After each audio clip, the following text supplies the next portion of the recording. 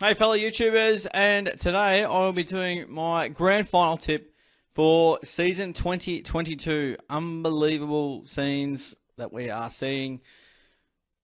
Who would have thought the season would go by this quickly? It's been crazy. One of the best seasons that I can recall watching. Universally accepted opinion, pretty sure, except for people that will say, "Oh, how good was footy in the 80s and the 90s?" But this year's been brilliant to watch, and gone away super speedy. We're at the last game of the year, the last Saturday in September, the big dance, and we're going to have a look at who we're going to go. Giuseppe on top of the table at the moment, as you just saw before, but the big game, the two best teams of 2022 facing off at the MCG, and we have Geelong and Sydney at the MCG. The Cats, a nice win over Brisbane, 71-point winners at the MCG the week before. Tore the Lions apart, taught them a lesson, which was really good to see.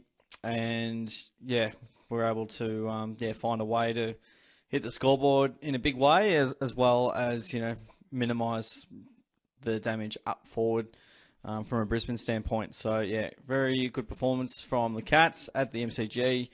And then we go over the Sydney Swans, who, they've had a good start to this final series, a decent win over the D's at the MCG, as well as just sneaking over the line by a solitary point over the Pies, who were charging home very strongly. And Sydney, yeah, just good enough to hang on. And I mean, when you sort of bring it all the way back to the start, 26-point head start is where the game is won and lost. And they torched the Pies early and got out to 36, I believe. And Collingwood never say die. They'll always believe. And yeah, if you try and play defensively, well, they'll make a meal of it. But yeah, obviously, Monster Clash. It's going to be so many stories out of all of this, no matter which way it goes. The young up-and-coming Swans. Buddy, will it be his final game? Will he go home a three-time premiership player? Will he retire? That's another question. Will Joel Selwood get his premiership captain status? That is also a possibility. Will Dangerfield get the medal that he's been so desperate to get after a long period of time? Will John Longmire or Chris Scott get their second premiership under their belt and elevate their status to good coach to great coach or all-time great? There's so many questions, and let's hope we can get an answer today. Onto the game, though. Geelong, obviously, yeah, it's very hard to base this off last time. We can go back to the form guide where it was Sydney pretty comfortably last time. A 5-goal win. They kicked incredibly accurately. That's probably something, to note down there. 17-5, the shots and the looks they had were much better than us. But we also had more scoring shots on the night, a little bit inefficient, a little bit inaccurate. So at the SCG too, mind you, at the Swans, home deck, and definitely a tough ground to win at, especially when they're a really good side, and they're a good side when they made it to the big dance. That gives me a little bit more confidence here, sort of investigating that, because I remember at the time we had a bunch of inside 50s, but we weren't able to sort of make it count, and we got off to a really good start too with the first few goals. Although it's going to be, it's really grand final day. It's just going to come down to which team can execute, and which system is going to stack up and who's going to be tougher for longer. And you can't really call that before the game. It's one of those things that in the moment happens.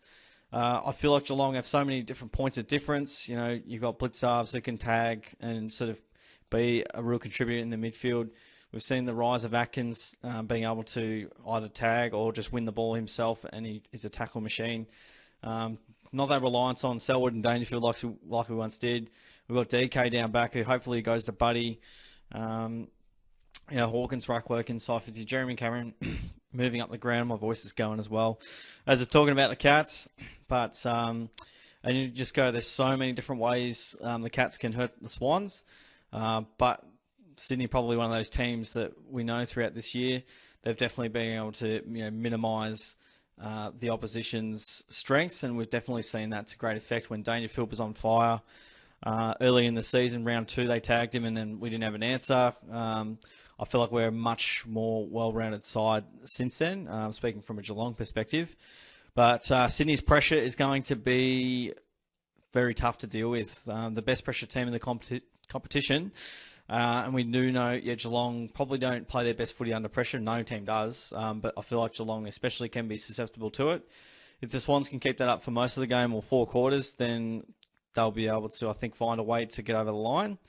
And we know their clearance and contest game has definitely improved over the latter half of the year. We've seen Geelong win 15 in a row and Sydney, I think, 9 or 10 in a row, which has been quite incredible. I think the 3 times this has happened for a team going into a grand final, 2 out of 3. Don't want to guess that the third one's the Cats in 08 when they won 15 on the trot going for 16 in a row. Don't want history repeating itself there, that's for sure. But, Sydney do have a lot of weapons. If we let them exit front of stoppage really easily and we don't apply the same type of pressure back, it's going to be a really difficult day for the defenders. So it's, definitely a massive clash, won and lost in the midfield, as it always is. Geelong will just have to halve it or try and get some clearance dominance out of that. If they can get inside 50 with some good precision and ball use, then Cameron, Hawke, Rowan, these guys, Stengel and Close can really make a significant impact. I don't usually get into the play detail, but it's a huge game. I'm leaning towards Geelong, believing that we're good enough to get over the line in what's going to be one of the most titanic struggles you're likely to see. Both sides are desperate. Another crazy thing too, we've seen Geelong over the last 10 or so years just being close but not good enough. It feels like they're good enough this year. It feels different this year.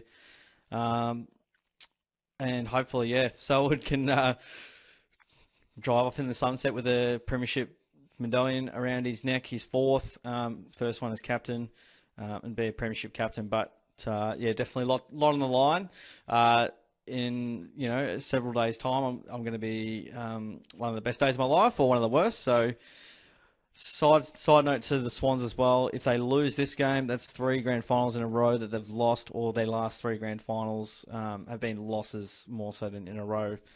So it's a monster game for them, and they'll definitely want to make that count. I hear about Geelong's 08 debacle every day, or not every day, every week, but I never hear about Sydney losing 2 grand finals that they were favourites in 3 years, but that's all right.